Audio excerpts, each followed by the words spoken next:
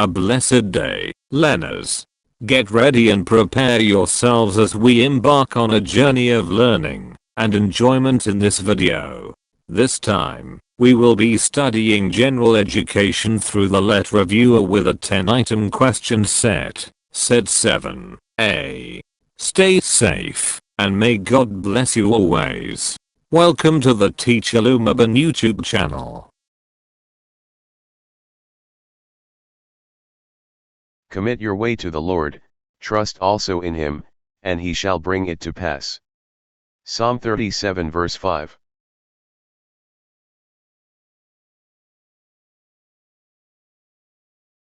Direction: read the paragraphs then answer questions. An international education initiative, known as Global Competence, was first noted in 1988 in a report published by the Council on International Education Exchange. Higher education institutions were enjoined to send students on exchange programs to universities abroad where Americans are not the majority population and where English is not the dominant language. Educational scholars have proposed definitions for the term global competence and postulates regarding the required knowledge, skills, attitudes, and experiences necessary to become globally competent. Cross-cultural awareness and interaction, familiarity with an environment, intercultural facility, effective two-way communication, interconnectedness of people and systems, acceptance of the different cultural values and attitudes are integral components of global competence. Which of the following published a pioneer report on the concept of global competence? A. Council on International Scholars Exchange. B. Council on International Educators. C. Council on International Education Exchange. D. Council on International Educationists. In the next 5 seconds, select the best response from the available options. 5, 4, 3, 2, 1. The best answer is C. Council on International Education Exchange. Explanation of each choice. A. Council on International Scholars Exchange. This is not the correct answer. The name of the organization mentioned in the passage is not Council on International Scholars Exchange. The correct name is Council on International Education Exchange. B. Council on International Educators. This option is also incorrect. There is no mention of Council on International Educators in the paragraph. The organization named in the passage is Council on International Education Exchange.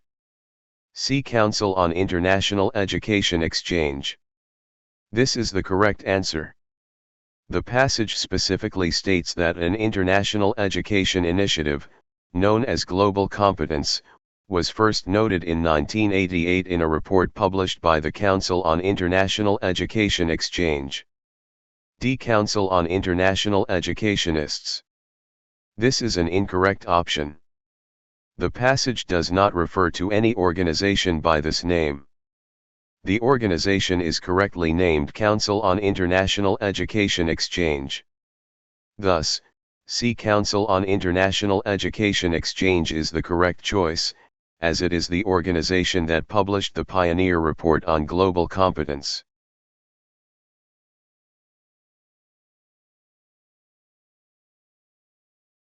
Direction: read the paragraphs then answer questions. An international education initiative, known as Global Competence, was first noted in 1988 in a report published by the Council on International Education Exchange. Higher education institutions were enjoined to send students on exchange programs to universities abroad where Americans are not the majority population and where English is not the dominant language. Educational scholars have proposed definitions for the term global competence and postulates regarding the required knowledge, skills, attitudes, and experiences necessary to become globally competent.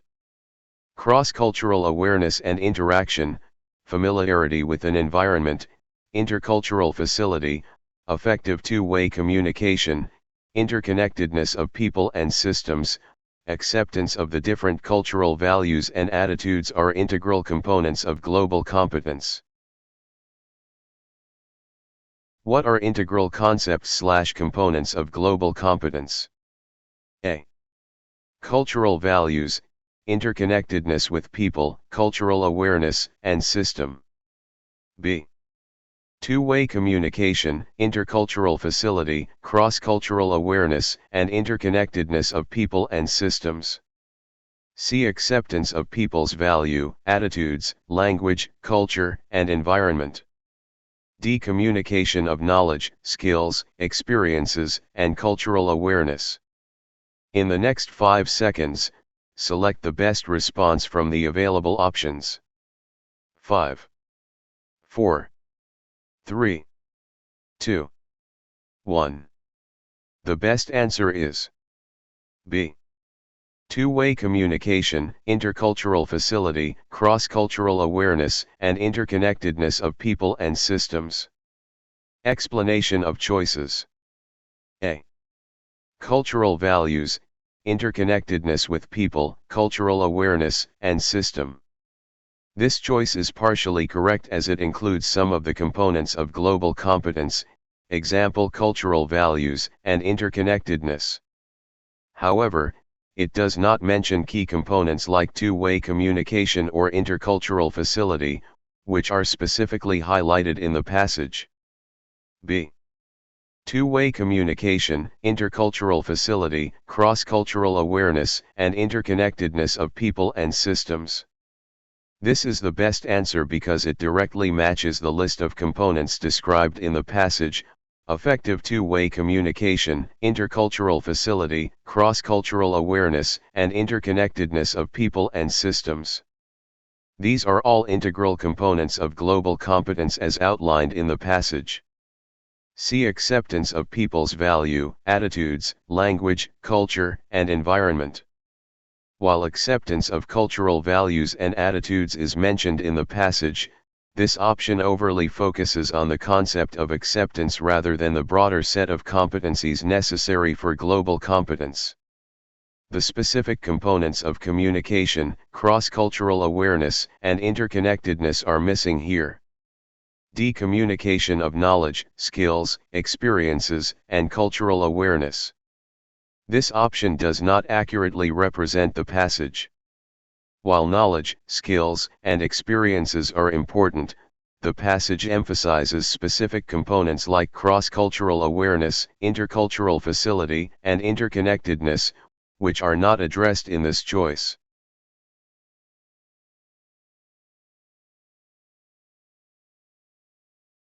Which of the following are considered major goals of multicultural education? 1. Catering to the diversity of learners. 2. Considering social class and ethnic group differences. 3. Providing equal opportunities in education. 4. Helping individuals and groups thrive despite differences in culture and beliefs. A. 2 and 3. B. 1, 2, and 4. C. 3 and 4. D. 1, 2, 3, and 4. In the next 5 seconds, select the best response from the available options. 5, 4, 3, 2, 1. The best answer is D. 1, 2, 3, and 4. Explanation. 1. Catering to the diversity of learners. This is a core goal of multicultural education. It focuses on recognizing and addressing the varied backgrounds, needs, and learning styles of students, acknowledging cultural diversity in the classroom. 2. Considering social class and ethnic group differences. Multicultural education is not limited to cultural diversity alone but also incorporates understanding and addressing social class and ethnic group differences. By considering these differences, educators can create more inclusive and equitable learning environments. 3. Providing equal opportunities in education. Equal access to education is a central goal of multicultural education. This goal aims to eliminate discrimination and ensure that all students, regardless of their background, have the same opportunities to succeed in education. For helping individuals and groups thrive despite differences in culture and beliefs, multicultural education encourages students to appreciate diversity and teaches them how to interact in a multicultural society. It aims to help individuals and groups succeed while respecting and learning from their differences. All 4 points align with the main objectives of multicultural education, which seeks to promote equality, diversity, and understanding among students. Therefore, D is the best choice.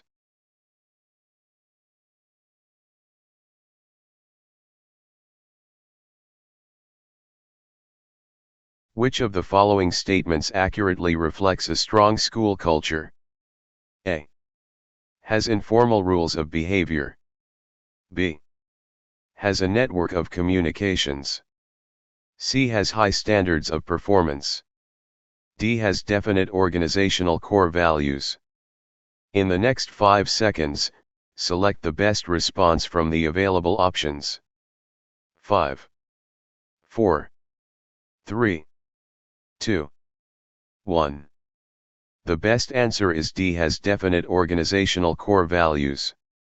Explanation. A. Has informal rules of behavior.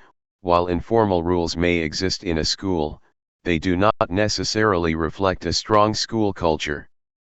Strong school culture is typically defined by more formalized, shared values and principles, rather than just informal behaviors. B. Has a network of communications.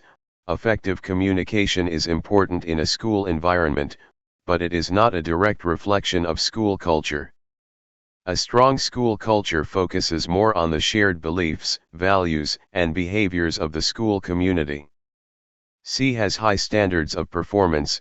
High standards of performance are important for school success, but they are more indicative of academic goals and expectations rather than being the essence of school culture. School culture is about the shared values and norms that guide behavior. D. Has definite organizational core values. This is the most accurate reflection of a strong school culture. A strong school culture is grounded in shared, definite core values that influence the behavior and attitudes of everyone in the school community. These values shape how individuals within the school interact, how decisions are made, and the overall atmosphere of the school. Thus, D is the best answer.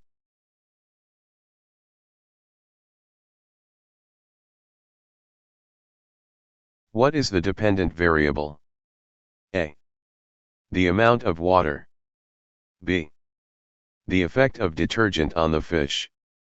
C. The amount of detergent. D. The brand of detergent. In the next 5 seconds, select the best response from the available options.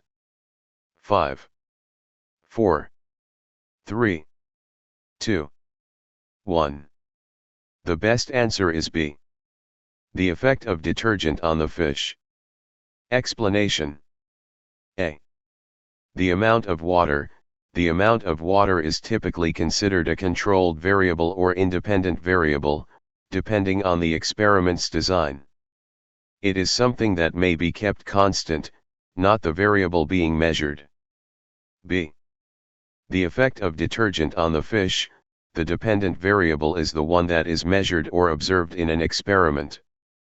In this case, the effect of detergent on the fish, such as health, behavior, or survival rate, is what the experiment aims to measure or observe as a response to changes in the independent variable, detergent. See the amount of detergent. The amount of detergent is the independent variable, which is manipulated or varied to observe its effect on the dependent variable, the fish's condition. D. The brand of detergent. The brand of detergent is also an independent variable, as it is the factor being changed in the experiment to see if it has any effect on the fish. Thus, B is the dependent variable because it is the outcome being measured in response to changes in the independent variable, detergent.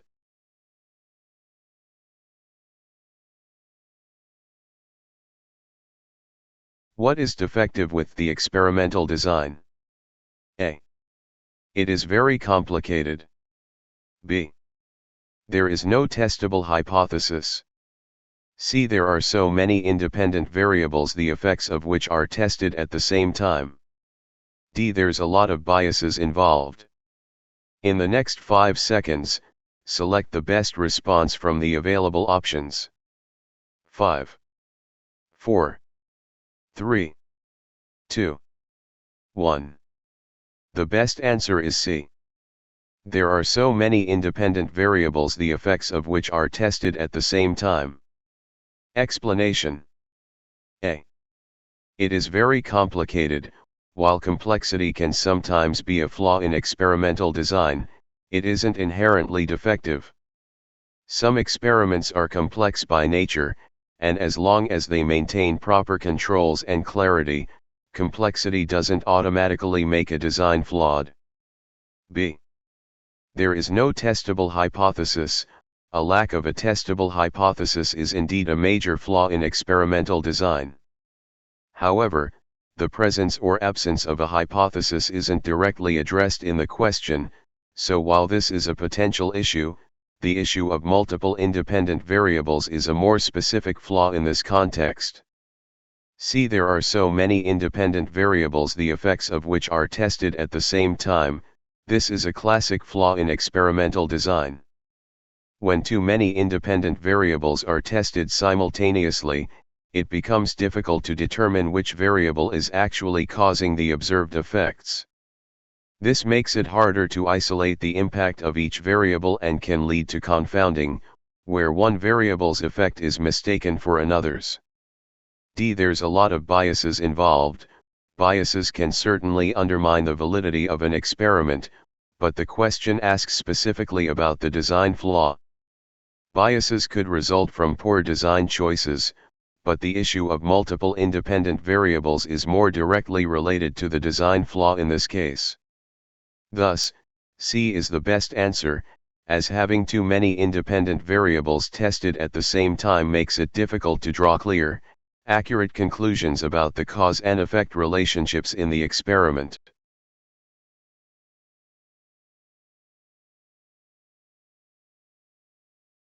The edges of a cubical frame are made from plastic straws. How much longer is the total length of the plastic edges of a cube whose edge is 10 cm compared to a cube whose edge is 8 cm? A. 32 cm. B. 8 cm. C. 24 cm. D. 16 cm. In the next 5 seconds, select the best response from the available options. 5, 4, 3, 2, 1. A cube has 12 sides, and if each side is a certain length, you can find the total length of all the sides by multiplying the length of one side by 12. For a cube with each side 10 cm long, total length of all the sides equals 12 times 10 equals 120 cm. For a cube with each side 8 cm long, total length of all the sides equals 12 times 8 equals 96 cm. Now, to find the difference in length between the two cubes. 120 cm 96 cm equals 24 cm. So, the cube with the 10 cm sides has 24 cm more length in its sides than the cube with 8 cm sides. The answer is 24 centimeters.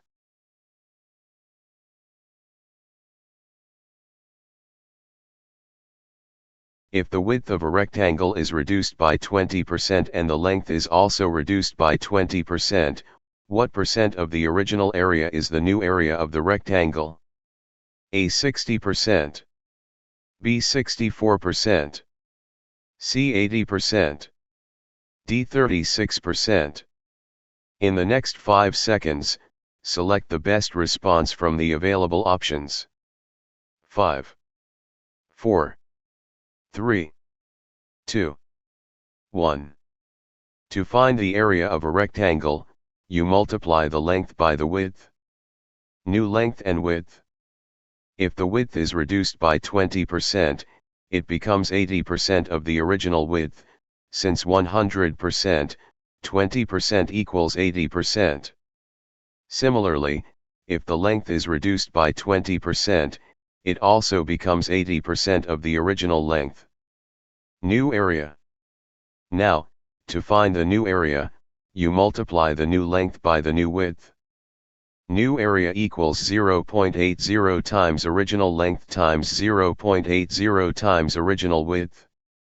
This simplifies to, new area equals 0.64 times original area. Percent of original area. The new area is 64% of the original area because 0.64 times 100 equals 64%. Conclusion. So, the new area is 64% of the original area. Therefore, the answer is B, 64%.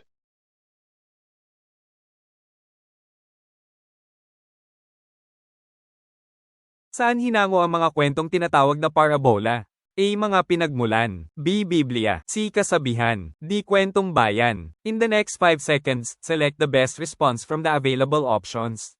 5, 4, 3, 2, 1. Ang tamang sagot ay B. Biblia. Paliwanag. Ang parabola ay isang uri ng kwento na karaniwang may aral o moral. Ito ay hinango o kinuha mula sa Biblia, kung saan si Jesus ay madalas gumamit ng parabola upang magturo ng mahahalagang aral sa buhay, pananampalataya, at kabutihang asal. Halimbawa nito ang parabola ng alibughang anak at parabola ng mabuting Samaritano.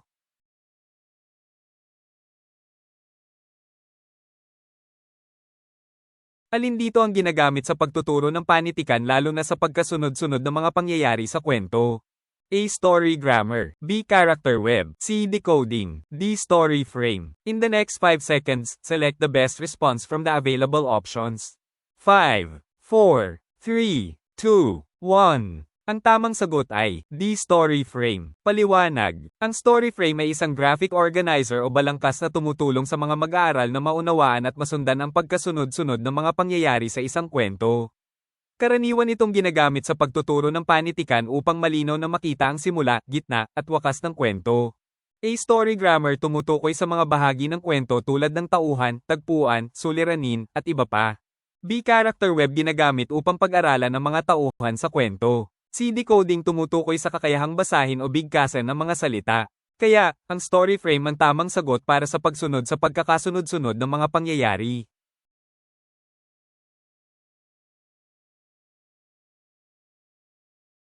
I can do all things through Christ who strengthens me.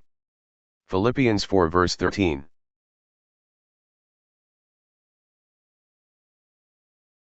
I hope you enjoyed and learned something new from our topic on general education. Lead reviewer. If you learned something from this video, please give this video a thumbs up. Don't forget to share this video with your friends. If you have comments, questions, or suggestions, you can leave a message in the comment section below. Thank you very much for watching my videos. Hoping that we meet again in my next video, and God bless you always. It is the Teacher Lumabon YouTube channel.